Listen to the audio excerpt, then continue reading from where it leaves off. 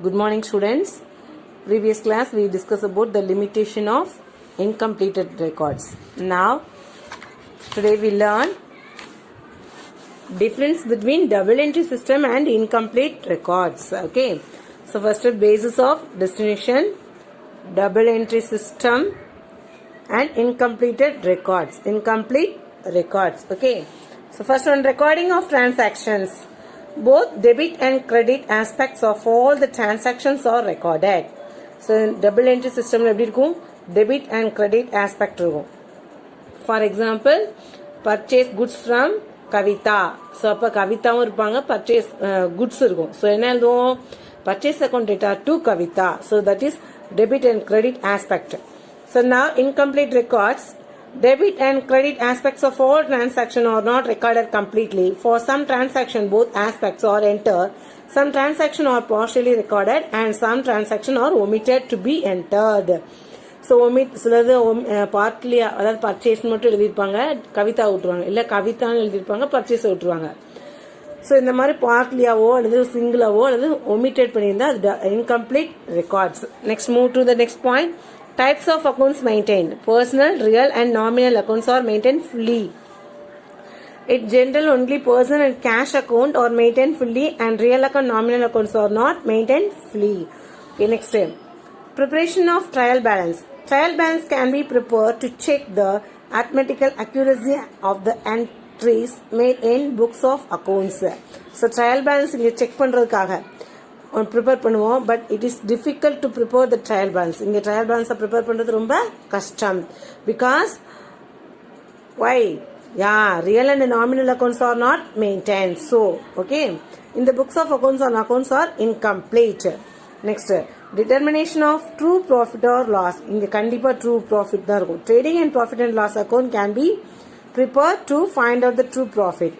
ஆனால் இங்கே trading and profit and loss account cannot to be prepared with accuracy as complete information is not available and hence profit and loss found may or may not accurate இங்க கண்டுபிடிக்க முடியாது.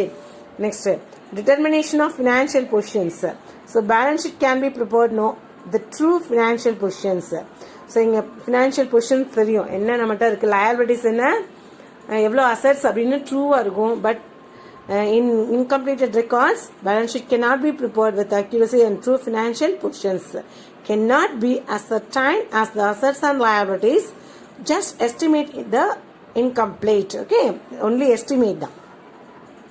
So suitability. So it is suitability for all the types of organization. It is maybe suitable for small size sole traders and partnerships firms. Okay, next, reliability. It is reliable since it is scientific system accounting and is based on certain accounting principles. Accounting principles pathom liya. What are they?